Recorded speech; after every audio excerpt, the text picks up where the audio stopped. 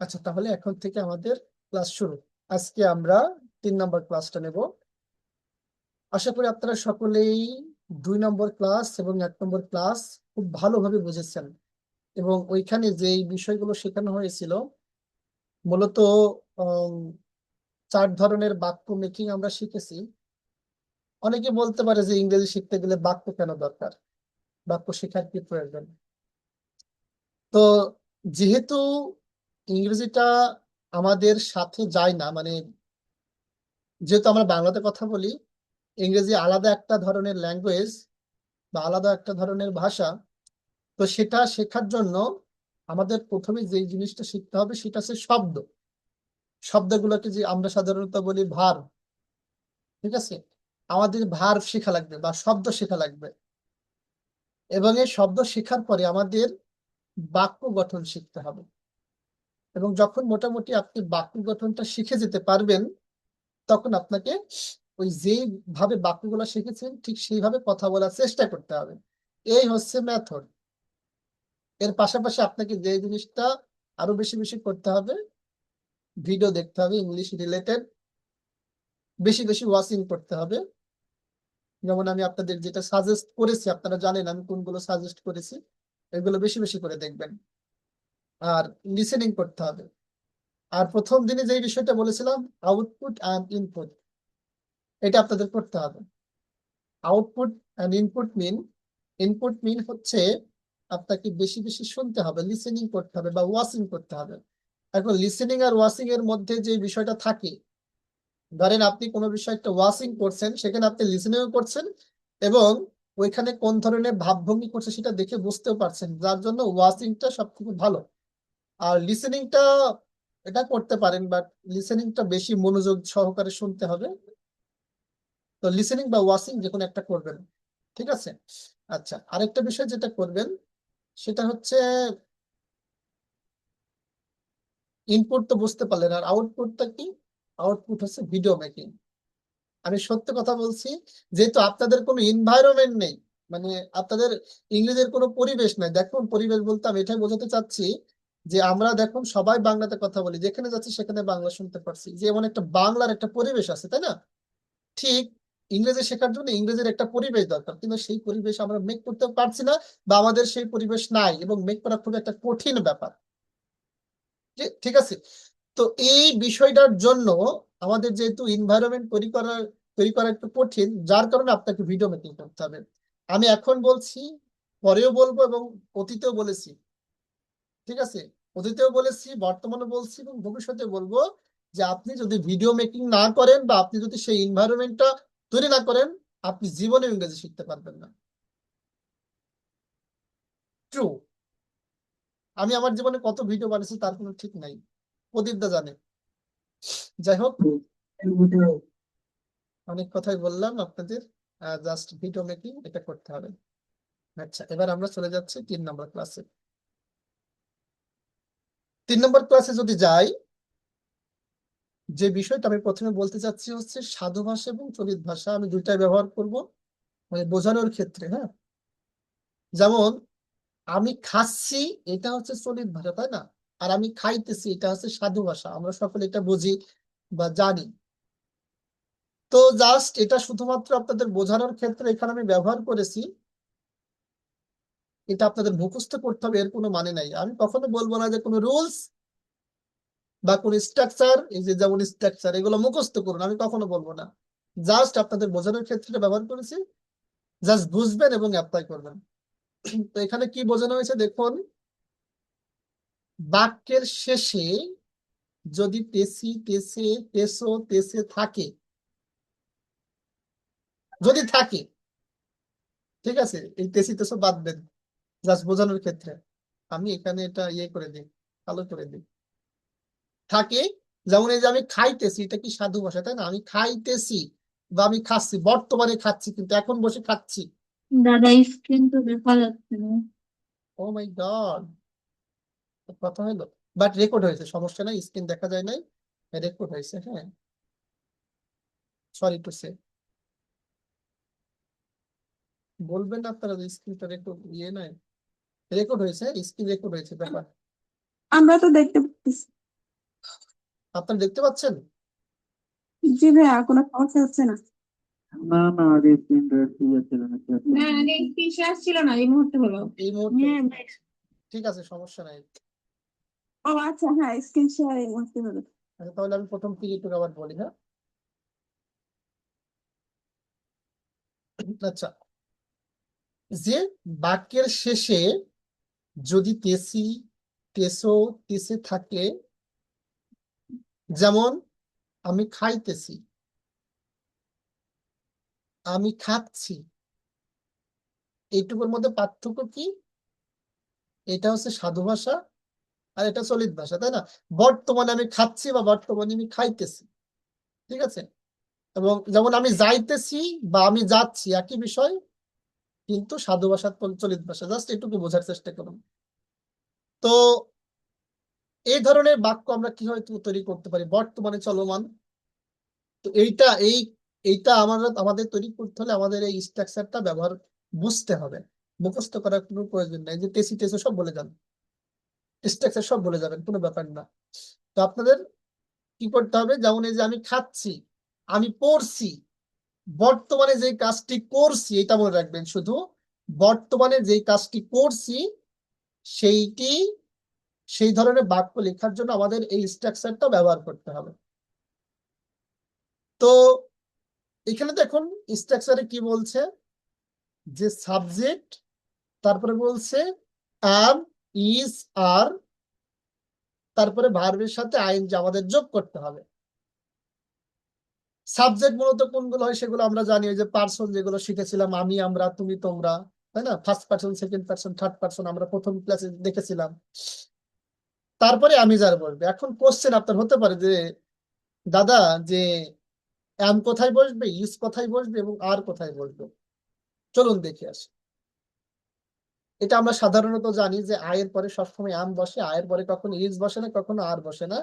এটা বোঝার একদম মানে ইজি ব্যাপার। আচ্ছা, এবার দেখুন আর কোথায় কোথায় বসবে। উই আর, ইউ আর, দে আর, ঠিক আছে? এক কথায় উই, ইউ, দে, ঠিক আছে? এখানে কি বলবে? আর বলবে। আচ্ছা, এবার ইজ কোথায় বসবে? জাস্ট মনে রাখবেন থার্ড পার্সন যখন সিঙ্গুলার হবে, এটা ইজি ব্যাপার। He is, she is, it is, বা কোনো মানুষের নামে কিরণ ইজ, ঠিক আছে? এস বিষয়। এরপরে যে ভার্বটা বসবে সেই ভার্বের সাথে আইএনজিটা বসে যাবে। এই যে আমি যারের পরে যে ভার্বটি বসবে সে ভার্বের পরে আইএনজিটা বসে যাবে। যেমন আমি এখানে একটু দেখাই, এই যে আমি জিজ্ঞাসা করছি, বর্তমানে করছি, কিন্তু আমি জিজ্ঞাসা করছি বা আমি জিজ্ঞাসা করতেছি, যেটাই বলুন না কেন, আই অ্যাম আস্কিং, আমি রাজি হচ্ছি, আই অ্যাম এগ্রিং। আমি আপনাদের বিস্তারিত দেখাই, তাহলে এইগুলো আরো ক্লিয়ার হবে না? যেমন এখানে যে একটা বাংলা বাক্য লিখেছি কি, আমি খাচ্ছি, তাই না? তাহলে এখানে সাবজেক্ট আমি, এই যে আমি, তারপরে আয়ের পরে কি বসে? অ্যাম বসে।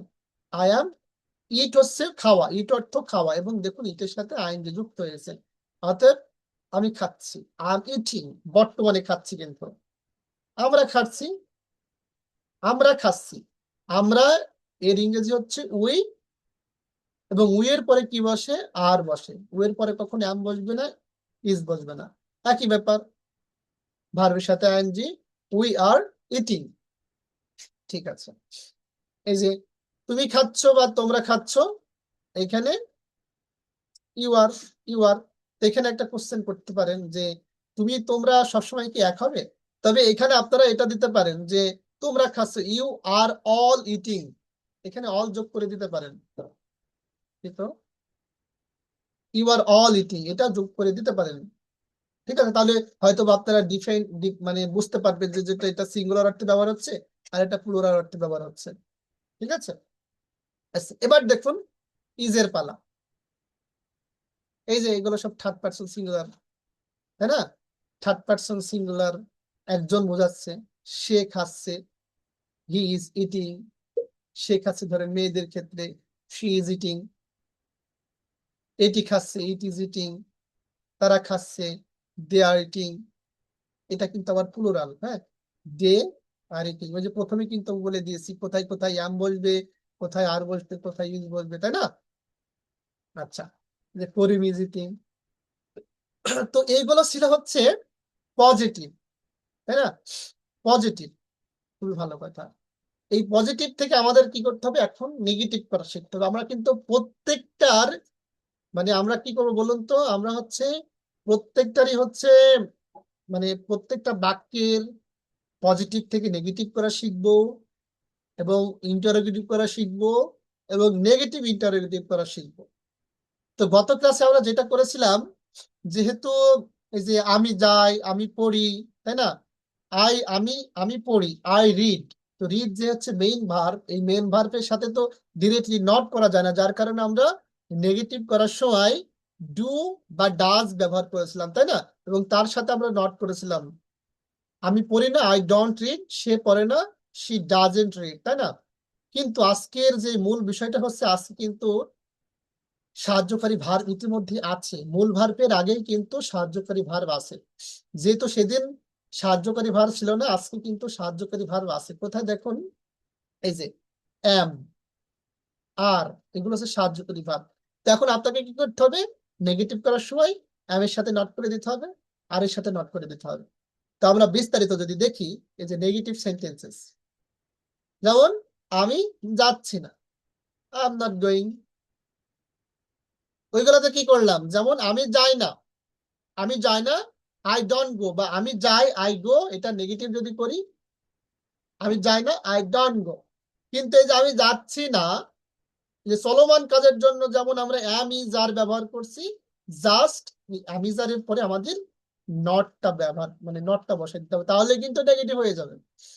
যেমন আমি যাচ্ছি না, আই এম নট গোয়িং, আমরা যাচ্ছি না, উই আর নট গোয়িং, তুমি যাচ্ছ না, ইউ আর নট গোয়িং, তোমরা যাচ্ছ না, এখানে বলতে পারেন ইউ আর অল, মানে you are not going all, শেষে অল যোগ করে দিতে পারেন, you are not going all. সে যাচ্ছে না, জাস্ট ইজ এর সাথে নট করে দিবেন, তাহলে নেগেটিভ হয়ে যাবে। হি ইজ নট গোয়িং, একই ব্যাপার। শি ইজ নট গোয়িং, সে যাচ্ছে না। এটি যাচ্ছে না, ইট ইজ নট গোয়িং, তারা যাচ্ছে না, দে আর নট গোয়িং, জাস্ট এই ভার্বের সাথে আমাদের নট করে দিতে হবে, যে সাহায্যকারী যে ভার্ব গুলো রয়েছে, ঠিক আছে। তো এইটুকু বুঝতে যদি আপনাদের কারো কোনো সমস্যা থেকে থাকে বলুন। যে বর্তমান চলমান কাজ, বর্তমান যে কাজগুলো করছি, এগুলো পজিটিভ এবং নেগেটিভ মেকিং করতে আপনাদের কি কোনো সমস্যা হচ্ছে? না ভাইয়া, এগুলো ইজি ব্যাপার, তাই না? আচ্ছা, থ্যাংক ইউ। ইয়েস, একদম ইজি ব্যাপার। ইজি, কিন্তু আমরা বাঙালি তো এই জন্য আমাদের সরাসরি ইউজ করতে অনেক কঠিন মনে হয়। বেশি বেশি প্র্যাকটিস করবে, তাহলে এই সমস্যাটা থাকবে না, আশা করা যায়। আচ্ছা, এবার আমরা নেক্সটে চলে যাই। এবার আমরা কি শিখবো বলুন তো, ইন্টারোগেটিভটা শিখবো। তো ইন্টারোগেটিভটা শেখার আগে আমরা ওই ক্লাসে কি করেছিলাম, ইন্টারোগেটিভটা যখন মানে বলার সময় আমরা কি করেছিলাম, এই যে ডু এবং ডাজটা আগে এনেছিলাম, তাই না। এই যে এখানে যে নেগেটিভ করার জন্য আমরা কি ব্যবহার করছিলাম, ডন্ট আর ডাজেন্ট, তাই না, এটা ব্যবহার করছিলাম, তাই না। এবং এই যখন ইন্টারোগেটিভ করলাম, তখন এই যে ডুটা আগে দিলাম, ডাজটা আগে দিলাম, যে সাহায্যকারী ভার্বটা ধারে নিয়েছিলাম, তাই না, ডু আর ডাজ ব্যবহার করছিলাম, সেই ডু আর ডাজটা কি নিয়েছিলাম, আগে নিয়েছিলাম। যেমন কি আমি কি যাই, ডু আই গো, আমরা কি যাই, ডু উই গো। ঠিক এখানে একই রকম ভাবে আমরা সেই সাহায্যকারী ভার্বটা আগে নেব। যেমন এই যে যেমন দেখুন, আমি কি পড়ছি, আমার রিডিং, কোশ্চেন করছি, ইন্টারোগেটিভ, আমি কি পড়ছি, আমার রিডিং, ঠিক আছে। আমরা কি পড়ছি, এখানে কিন্তু তখন মানে আমরা ইংরেজি যেহেতু উই, আর উই থাকলে আমাদের কি ব্যবহার করতে হবে বলুন তো, আর ব্যবহার করতে হবে, তাই না। উই আর, আমরা কিন্তু প্রথমেই দেখেছি যে কোথায় কার সাথে মানে কোন পার্সনের সাথে ইজ বসবে, কোন পার্সনের সাথে আম বসবে, তাই না, এগুলো বিস্তারিত কিন্তু দেখেছিলাম। তো আমরা জানি যে উইর পরে আর বসে, যেহেতু এটা ইন্টারোগেটিভ করছে, যার কারণে এই আরটা আমাদের আগে যুক্ত করতে হবে। আর উই রিডিং, আমরা কি পড়ছি, তুমি কি পড়ছো, আর ইউ রিডিং, একই ব্যাপার। হ্যাঁ, আর ইউ অল রিডিং, তোমরা কি পড়ছো, ব্যাপার না, এটা খুব একটা জাস্ট। আচ্ছা, স্পিকিং এর ক্ষেত্রে কোনো ব্যাপার না, বাট রাইটিং এর ক্ষেত্রে একটু 19-20 আছে অনেক। তারপরে দেখুন, সে কি পড়ছে? ছেলেদের ক্ষেত্রে হলে ইজি রিডিং, মেয়েদের ক্ষেত্রে হলে ইজ শি রিডিং। ইন্টারেটিভ আপনারা কিন্তু বুঝে গিয়েছেন, ইজ ইট রিডিং, এটি কি পড়ছে? কারণ আপনারা যদি 2 নম্বর ক্লাসটা বোঝেন এটা খুব একটা কঠিন হবে না, 2 নম্বরটা না বুঝলে এটা একটু কঠিন হয়ে যাবে। কারণ একটা জিনিস মনে রাখবেন, আমি আচ্ছা ইন্টারভিউটা শেষ করে না আগে, যে তারা কি পড়ছে? আর দ্য রিডিং, বর্তমানে কোশ্চেন করেছে তারা কি এখন পড়ছে? আর দ্য রিডিং নাও, রহিম কি এখন পড়ছে? Is Rahim reading? করিম কি এখন পড়ছে? Is Karim reading? ঠিক আছে। আচ্ছা, একটা বিষয় আমি আপনাদের এখন বলতে চাই, ক্লাসের মাঝেই বলি। উম, আমার আমি যতগুলো ক্লাস নেব, হ্যাঁ, ধরেন 1 নম্বর থেকে যতগুলো ক্লাস নিই, ধরেন আপনি কন্টিনিউ ক্লাস করছেন, করতে করতে একটা ক্লাস মিস দিলেন, পরের দিন কিন্তু এসে আর বুঝতে পারবেন না। কারণ আমার প্রত্যেকটা ক্লাস ওইভাবে সাজানো আছে, প্রত্যেকটা ক্লাস প্রত্যেকটা ক্লাসের সাথে রিলেটেড। অতএব don't miss the class, keep continue. শুধু ক্লাস করলে হবে না, এবং কি করতে হবে এর সাথে সাথে হচ্ছে হোমওয়ার্কটা জমা দিতে হবে। ওই যে শামীম ভাই আছে স্কিলাপারের, উনি হোমওয়ার্ক না করলে খুব ইয়ে করে, মানে প্রদীপ দা তো জানেনই তাই না, হোমওয়ার্ক না করলে খুব হচ্ছে বকাঝকা করে। আমি তো আর আপনাদের বকাঝকা করতে পারছি না, যাই হোক আপনারা ওই অনুরোধটাই রইলো, আপনারা হোমওয়ার্কটা করবেন। এবার টেস্টিং শেয়ার আছে, তাই না? এবার আমাদের নেগেটিভটা শিখতে হবে, হ্যাঁ, নেগেটিভটা শিখতে হবে। দুঃখিত, নেগেটিভ না, নেগেটিভ ইন্টারোগেটিভ, তাই না? নেগেটিভ ইন্টারোগেটিভটা কেমন, যে এটার মধ্যে এমন একটা বাক্য, যে বাক্যটার মধ্যে নেগেটিভও আছে এবং ইন্টারোগেটিভও আছে। যেমন এই যে এটু, আমি কি খেলছি, আবার শেষে যখন লেখা আছে না, আমি কি খেলছি না। ঠিক আছে। তো এই ক্ষেত্রে আমরা কিছু শর্ট ফর্ম ব্যবহার করতে পারি। যেমন ওই যে ডু নট এর শর্ট ফর্ম আমরা ডন ব্যবহার করেছিলাম, ডাজ নট এর শর্ট ফর্ম আমরা ডাজেন্ট ব্যবহার করেছিলাম। ঠিক এখানে আমরা যেটা ব্যবহার করব, ধরেন অ্যাম নট, তারপরে আর নট, তারপরে হচ্ছে ইজ নট, অ্যাম ইজ আর, তাই না? এইগুলাই তো। তো সাধারণত আমরা যখন ক্লাস 10-এ পড়তাম বা 9-10-এ পড়তাম, তখন কিন্তু আমাদের ট্যাগ কোশ্চেন করতে হইতো। তো ট্যাগ কোশ্চেনে কিন্তু এই যে অ্যাম এর কোনো বিষয় জড়িত থাকলে আমরা আর এন বসাইতাম, তাই না? অনেকে হয়তো বা বুঝতে পারছেন, আর এনটা বসাইতাম কিন্তু। তো এইখানে অ্যাম নট থাকলে কিন্তু, দুঃখিত, এখানে টি যুক্ত করতে হবে, তাই না? আচ্ছা, তো এখানে আমের বিষয় থাকলে কিন্তু আপনারা আর নট ব্যবহার করতে পারবেন না। কারণ কি বলুন তো? এখানে দেখুন, যখন আর নট থাকবে তখন আর এন ব্যবহার করলে কিন্তু আপনাদের একটু ঝামেলা হইতে পারে। যার কারণে এম নট এর কাছে এম নটই বলবেন, আর আর এন এর কাছে আর এন বলবেন। কারণ এম নট কে যদি সংক্ষিপ্ত করতে যান অ্যামেন, এটা কখনো কিন্তু ব্যবহার হয় না, কিন্তু আর নট এর ক্ষেত্রে আপনি এখানে রিয়েলি কিন্তু আর এনটা ব্যবহার করবেন। আর এন, এই আর এনটা কিন্তু ব্যবহার করবেন। যখনই আপনি এই আর নোটের কাছে আর এনটা ব্যবহার করবেন, তখন আবার যদি এই এম নোটের কাছে আর এনটা ব্যবহার করেন, তাহলে কিন্তু আপনি নিজেই কনফিউজ হয়ে যাবেন। ঠিক আছে, আমি কি বোঝাতে চাচ্ছি আমি আরেকবার বলি, ভালো করে বুঝুন। আমরা যারা ক্লাস 9-10-এ দেখেছি, মানে ক্লাস যারা যারা পড়াশোনা করেছি, সবাই এডুকেটেড এখানে, তো ক্লাস 9-10-এ দেখেছি যে আমাদের ট্যাগ কোশ্চেন করতে হতো, এই যে ট্যাগ কোশ্চেন। তো ট্যাগ কোশ্চেনে যদি এর কোনো বিষয় ইউজ করা থাকতো, তখন কিন্তু আমরা আর এন ব্যবহার করতাম, আর এন তাই, আর এন টু, এরকম কিন্তু ব্যবহার করতাম, তাই না? তো কেন ব্যবহার করতাম সেটা আমাদের স্যার শিখাইছিল, বা আমরা ওই রুলসে ছিল, যখন এম নট থাকবে আমরা সংক্ষেপে, মানে এর কোনো বিষয় থাকলে আমরা আর নট ব্যবহার করতে পারবো। কিন্তু এই স্পিকিং এর ক্ষেত্রে, ইংরেজির ক্ষেত্রে আপনি এটা ব্যবহার করতে পারবেন না। কেন পারবেন না? আমি এখন যেটা বোঝাতে চাচ্ছি সেটা হচ্ছে ইজ নট এর শর্ট ফর্ম, আর নট এর শর্ট ফর্ম, অ্যাম নট এর শর্ট ফর্ম। তো আপনি যদি এই অ্যাম নট এর শর্ট ফর্ম আর এন করেন, তাহলে যখন আবার আর নট এর শর্ট ফর্ম আর এন করবেন, তখন কিন্তু দুইটাই এক হয়ে যাবে। আর নট মানে এখানে ব্যবহার করছেন, আবার এখানে ব্যবহার করছেন, তখন কিন্তু দুইটা এক হয়ে যাবে, তখন আপনি নিজেও কনফিউজ হয়ে যাবেন। তো অতএব আমি সাজেশন দেব, যেখানে অ্যাম নট আছে সেখানে অ্যাম নটটাই ব্যবহার করবেন, যেখানে আর নট থাকছে সেখানে আর এন ব্যবহার করবেন, আর যেখানে ইজ নট আছে সেখানে ইজেন্ট ব্যবহার করবেন, ইজেন্ট। ঠিক আছে, ইজেন্ট ব্যবহার করবেন। আশা করি এই শর্ট ফর্মটা বুঝতে পেরেছেন। তাহলে আমাদের এই নেগেটিভ ইন্টারোগেটিভ করতে আর কোনো সমস্যা হবে না। তাহলে দেখুন এবার, আমি কি খেলছি না? Am I not playing? Am I not playing? আচ্ছা, আমরা কি খেলছি না? Aren't we playing? এখানে একটা বিষয়, আপনি কিন্তু এটা এখানে এইভাবে দিতে পারেন, কেমন? আর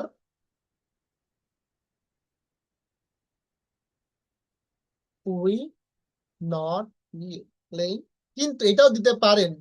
কিন্তু যখন আমি আমি একটা সাজেস্ট করবো সবসময় শর্ট ফর্মটা ব্যবহার করতে।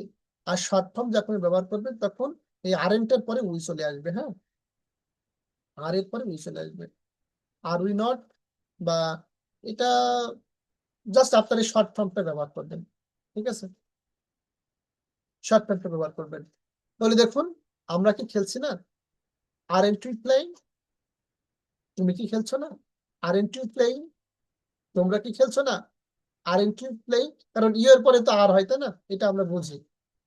এবার দেখুন, সে বা হি, তারপরে তো আমাদের ইসটা বোঝাতে হবে, ইসটা বসাতে হবে, তাই না?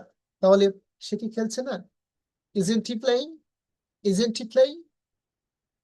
সে কি খেলছে না? Isn't she playing? একই রকম, isn't it playing? Aren't they playing? তারা কি খেলছে না? একই ব্যাপার। আপনি যদি একটা বিষয় ভালো করে বোঝেন এবং ইংলিশের যে ফোর সাইট এটা যদি অ্যাপ্লাই করতে পারেন, তাহলে সব ইজি হয়ে যাবে আপনার কাছে। Just you have to understand one sentence and you have to know how to do four side. এটাও যদি বুঝতে পারেন তাহলে আপনার ক্লিয়ার প্রত্যেকটা বিষয়। ক্লাসটা কি কঠিন মনে হলো?